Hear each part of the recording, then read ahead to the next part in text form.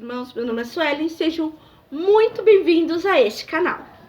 Hoje eu vou falar sobre uma parábola que está lá em Lucas 15, são 3 versículos, 8, 9 e 10. E essa parábola ela é muito conhecida, eu particularmente acho ela incrível, eu gosto muito dela, é uma das que eu mais gosto. E ela fala sobre uma mulher, mas para eu poder entrar dentro dela, gostaria que você entendesse uma coisa. Essa parábola fala sobre a dracma perdida, sobre uma noiva que perdeu a dracma perdida. E talvez você já tenha ouvido falar sobre dracma perdida, talvez você nunca ouviu falar sobre dracma perdida.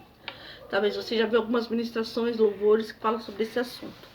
Mas para você poder entender o que eu vou falar, não basta apenas você pedir para o Espírito Santo abrir o seu coração, os seus ouvidos para você entender a palavra de Deus, ou você mesmo conhecer. Você tem que saber o que é uma dracma. É o beabá, digamos, para você poder entender. Porque não adianta você cantar e você não saber o que você está cantando, ou você ouvir uma ministração e você não entender sobre aquela ministração que está falando. Então, o que é uma dracma? Dracma era uma moeda, mais ou menos o tamanho dessa esponja. E ela podia ser de prata ou de ouro. E essa dracma, ela tinha um valor de um salário trabalhado do mês inteiro. Então, ela era algo que valia muito dinheiro. E essa dracma, ela tinha várias representações.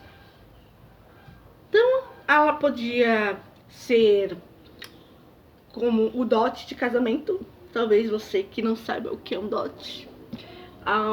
Até o década, acho que de 30, 40, 50 no máximo, as mulheres que casavam ganhavam-se dote.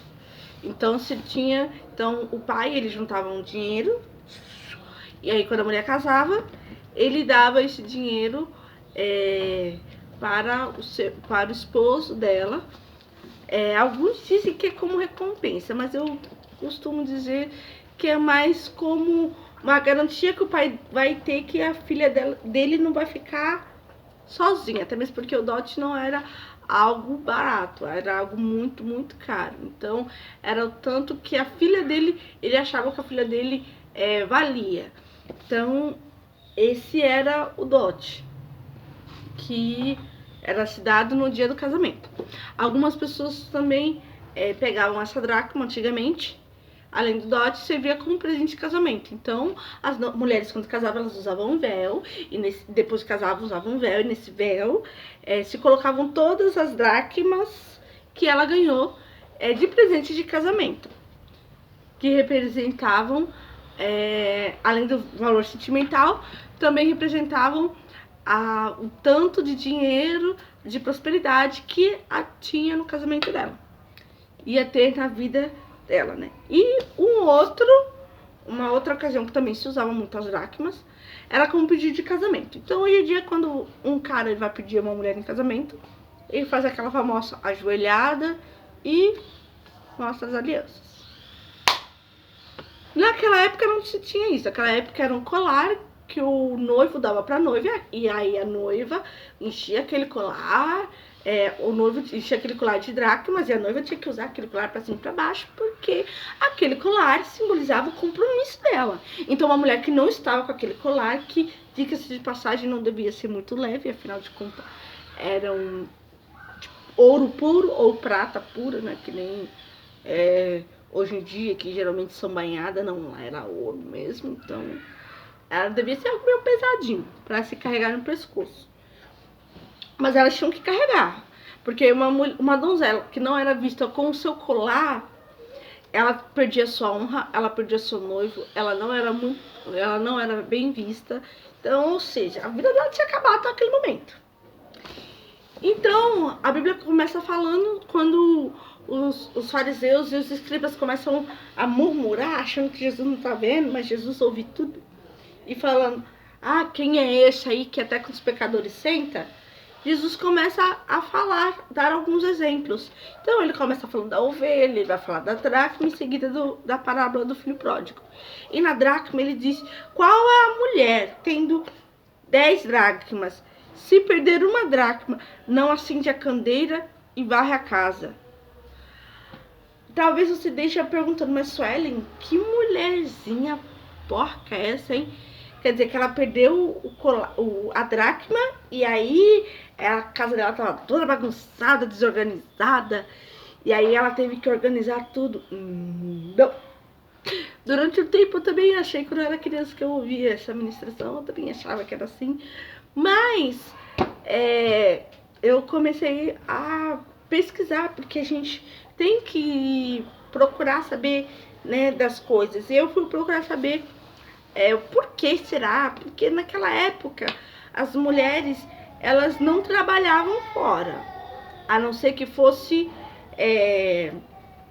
em casas de família, mas elas não tinham lugares na sociedade. Então, o requisito principal para uma mulher ser noiva era ela saber limpar a casa. Então, nenhum cara iria, até hoje, né? Quem vai querer se casar com um homem porco ou com uma mulher porca? Ninguém, independente. Os dois têm que limpar a casa, mas ninguém vai querer se casar com uma pessoa totalmente desleixada. Então, naquela época, principalmente, o homem ele ia se casar com uma mulher que não soubesse o básico, que seria cozinhar, limpar a casa e até coisas mais difíceis, como costurar, mas enfim. Então, a mulher ela tinha que saber, era o requisito básico para isso. Não adiantava ser bonita se não soubesse, se não limpar uma casa. Então, eu comecei a observar que então, o problema não é que ela era porca, mas eu comecei a observar a situação da época. Hoje em dia, qualquer casa que você for, você vai ver que vai ter no mínimo aí um chão batido, um cimento batido e tá ok. Mas vai ter piso, contrapiso, e pra lá, e porcelanato, entre outras coisas. Mas naquela época não tinha nada disso. Naquela época não era nem chão batido. Naquela época era barro mesmo. Massa no barro. Era um barro misturado com água pra deixar aquele negócio. Mas pelo contrário, e outra coisa, eles viviam no deserto. Gente, eu moro aqui próximo da QPC e vem um vento que tem tanta poeira dessa QPC, uma terra preta que, olha, eu vou te falar uma coisa, cansa, hein? Cansa, você ficar um dia sem varrer a casa, meu Deus, parece que... Imagina aquela época que eles moravam próximos do deserto e então chovia, então tipo, na hora que vinha aquele vento, trazia toda aquela areia, então, ou seja, era uma loucura, gente, era uma loucura. Tanto é que tinha esse costume, naquela época, de quando uma pessoa chegava na sua casa, se a pessoa era uma pessoa importante, você gostou da visita dela, você tinha o costume de lavar os pés dessa pessoa, justamente porque eles usavam terra, então os pés ficavam imundos, então tinha esse costume. Então não é que ela era porca, mas imagina você perder um negócio desse tamanho no chão. É tipo uma tarraxa de brinco, filho. É a pior coisa do mundo você perder. Caiu no chão. Outra coisa, lá naquela época não existia janelas. Então as janelas, tantas janelas assim no cômodo. Então os cômodos não tinham muitas janelas. Então as casas e não tinha lâmpada, não tinha eletricidade. Então era candeeiros, a luz era mais fraca do que a da lanterna do celular. Então imagina ela procurar um negócio desse tamanho e ainda por cima num lugar que não era bem iluminado e tinha muita areia por causa do ambiente que já era um ambiente que tinha muita terra. Então era complicado. Então a palavra de Deus disse que ela vai procurar. E talvez você fale, Sueli, se você enrolou e não falou. Não, tô enrolando, tô te explicando. Porque essa parábola quer dizer muito simples. Deus não enviou seu filho Jesus para os que sabem, os que não são pecadores. Ele enviou para os pecadores, para mim e para você. Talvez você esteja vendo esse vídeo ou você conheça alguém que esteja nessa situação e que essa pessoa está perdida. Essa pessoa, ela não entende quem ela é. Essa mulher, ela era uma noiva. Nós sabemos que nós somos a igreja, nós somos a noiva de Jesus. E talvez essa pessoa, ela não saiba que ela que Jesus veio por amor a ela e Jesus, que se ela quiser, ela pode fazer parte da noiva de Cristo. Ou então, que essa pessoa, ela é a noiva de Cristo, ela tem ciência disso, que ela é a noiva de Cristo. Mas ela tá tão cansada da vida que ela tá vivendo, ela tá tão fadigada que ela perdeu a fé e ela perdeu a esperança. E a Bíblia diz que nós temos que ser diariamente renovados em Cristo. E se a gente não faz isso, a gente acaba deixando o medo e as circunstâncias nos dominarem. E com isso, às vezes a gente acaba nos perdendo no meio do caminho. Essa mulher, ela perdeu a dracma perdida. E provavelmente o noivo devia estar ao seu encontro, porque ela entrou em desespero. Porque na hora que ela foi colocar o colar, ela viu que aquela dracma não estava lá. Jesus, ele está voltando. É algo assim imprescindível. Eu sei que desde quando minha mãe era criança você falava que Jesus estava voltando, mas dia após dia eu creio cada vez mais que Jesus está voltando e que ele vai voltar. E como o pastor falou esse final de semana, essa essa igreja que nós estamos vivendo hoje é a igreja do arrebatamento. Então nós temos que proclamar que Jesus vai voltar e que não existe outro caminho.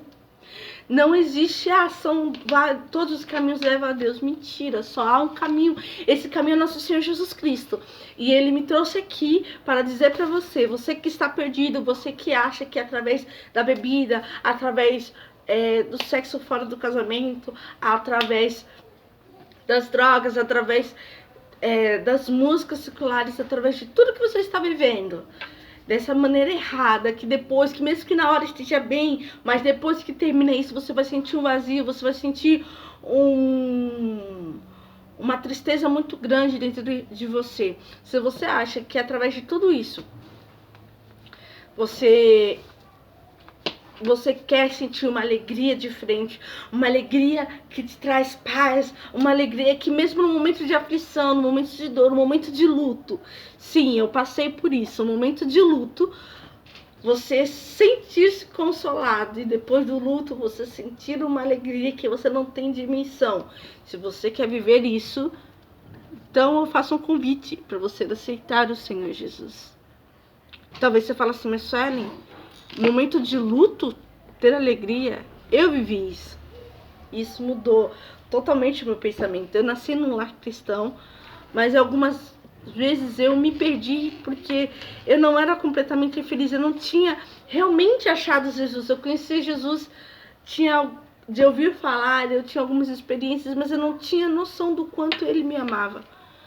Até que minha avó faleceu. E ano passado, exatamente hoje faz um ano. E a gente chorou muito no velório dela, foi algo assim. E eu lembro que foi cantado, minha tia Suzana começou a cantar vários hinos.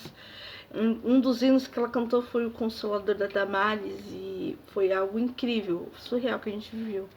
E depois nós fomos para casa da minha tia Valma e lá a gente estava conversando, dando risada. E eu sentada à beira da piscina, comecei a pensar, falei, uai, mas a gente, há horas atrás, estava chorando, sentindo a dor do luto, eu virada, sem conseguir dormir, aquela tristeza estava me consumindo por dentro. Eu falei, e agora tá todo mundo rindo, nem parece que saiu do velório. E na hora, assim, eu senti assim, uma voz que falava assim pra mim, você não pediu para ser consolados? Você não pediu para o meu espírito consolar vocês? Vocês não pediram para que a minha presença consolasse vocês? Eu estou consolando vocês. E foi algo que eu falei, meu, esse Deus, eu tenho que servir ele pro resto da vida, porque eu vi a grandeza dele no momento de luto. Então eu quero dizer para você que mesmo no momento de luto, no momento de aflição, se você pedir, ele vai te consolar, ele vai estar do seu lado e vai ser uma coisa tão incrível que ele vai te anestesiar. Vai ser muito melhor do que um tramal, gente. A presença de Deus é muito melhor que um tramal, muito melhor do que qualquer outro anestésico, qualquer outro remédio forte que você possa tomar para aliviar a sua dor. A dor de Jesus é algo que nos traz alegria, e não é uma alegria momentânea, é uma alegria que quando voltar a dor vai voltar mais forte, não. É uma alegria que dia após dia ele vai renovando, ele vai nos transformando. E aí ele começa a falar que ela acende o candeeiro e varre a casa. Então a primeira coisa que a gente tem que fazer quando a gente quer uma mudança de vida, a gente quer essa alegria, quer esse gozo, é a gente acender a luz. Algo simples. Então você fala, mas Sueli, como assim? A gente não é a luz do mundo? Sim, mas o único motivo no qual eu sou a luz do mundo, no qual você pode se tornar a luz do mundo e qualquer outra pessoa que segue nosso Senhor Jesus Cristo é a luz do mundo, não é porque nós somos, é porque Cristo habita em nós e por isso nós somos a luz do mundo. Porque se nós não tivermos Cristo dentro de nós e seguirmos a palavra de Deus, nós não seremos nem a luz do mundo, muito menos o sal da terra. Então, primeiramente, você tem que aceitar o Senhor Jesus como seu único suficiente Salvador e deixar Ele entrar dentro da sua vida, porque assim a luz vai entrar. Porque aonde a luz habita, as trevas vão embora. E quando Jesus entrar dentro da sua vida, Ele vai automaticamente, Ele vai limpando. Não sou eu que vai falando. É conforme você vai dando liberdade para Ele. Lendo a palavra dEle, buscar Ele. Buscar incessantemente, com diligência. Buscar com todo cuidado, com toda cautela. Buscar sem cessar, até você achar. Quando você acontecer isso, automaticamente Ele vai limpando as coisas da sua vida. E quando você achar Ele, a alegria que você vai ter é tão grande, é tamanha. É tão surreal dentro da sua vida que o que você vai fazer é o que está escrito no versículo 9. Você vai convocar as amigas, os vizinhos e dizer: alegre-vos comigo, porque já achei a dracma perdida. Ou seja, mas olha, a gente está no momento de pandemia, não pode se aglomerar, mas você pode ligar, você pode ali, ó, WhatsApp, pode fazer chamadas de vídeo, você pode no seu Instagram, Facebook, Snapchat, sei lá qual que é o seu meio de comunicação, mas você pode falar do amor de Cristo, o que Ele fez na sua vida, o que Ele mudou na sua vida, como sua vida tá incrível, e convidar, porque assim, quando você come um lanche e você gosta deste lanche, você vai começar a divulgar ele para todas as pessoas, porque você quer que elas provem dessa comida muito boa, muito saborosa. Muito saborosa. Muito saborosa. E assim também é Deus na nossa vida. Quando você começar a ver, por isso que você olha e fala: nossa, mas esses crentes só sabem falar de Deus, só sabem falar que Jesus é bom. Porque Ele é bom, porque Ele é maravilhoso, porque a gente quer que você viva essa vida incrível que é a vida com Deus. A gente quer que você passa a experimentar um pouco do que a gente experimentou, do que a gente experimenta todos os dias. A gente quer que você viva algo sobrenatural com Deus. E para fechar, o versículo 10 diz: que assim vos digo que há alegria diante dos anjos de Deus, por um pecador se arrepende. Meu amor, a Bíblia diz que é uma festa no céu. Mas o único momento que há uma festa no céu, tem que acontecer um detalhe aqui na terra. Talvez você esteja me olhando. O seu aniversário, ninguém nunca fez uma festa surpresa pra você. Talvez você nunca fez um aniversário. Talvez nunca nem sequer lembraram, nunca sequer... Tipo, as pessoas lembram porque tem lá no Facebook a sua data de aniversário. Ou então você é aquele tipo de pessoa que, tipo, já é 3 horas da tarde, ninguém lembrou do seu aniversário. Você faz questão de postar lá no Facebook, no seu Instagram, no seu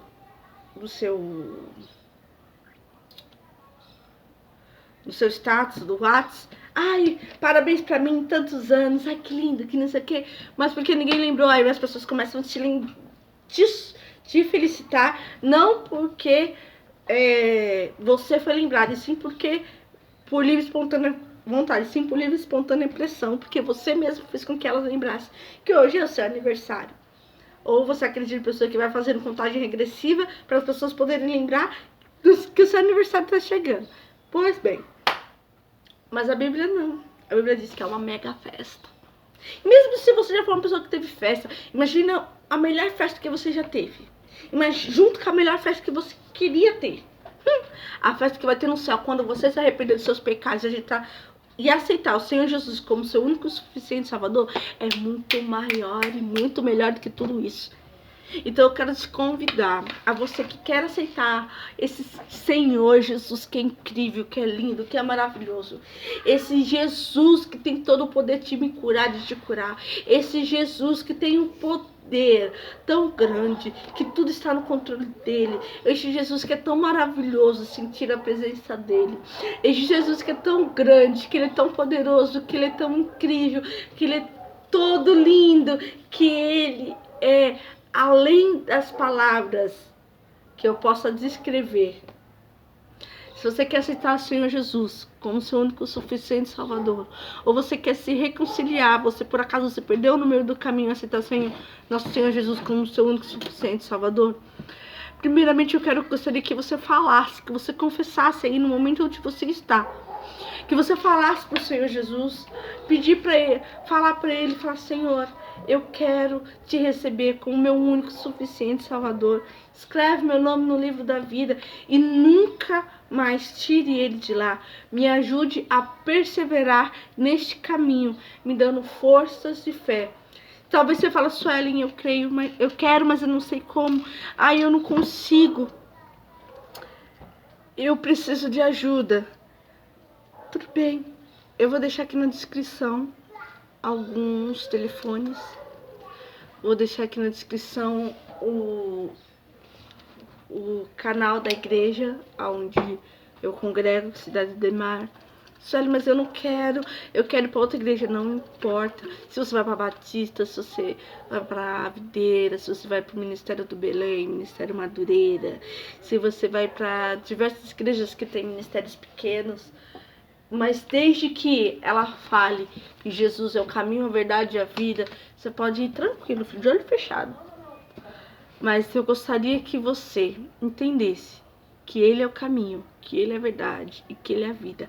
E que Ele quer entrar dentro de você, fazer morada aí dentro, limpar tudo, te restaurar, porque Ele vai vir buscar a noiva dele.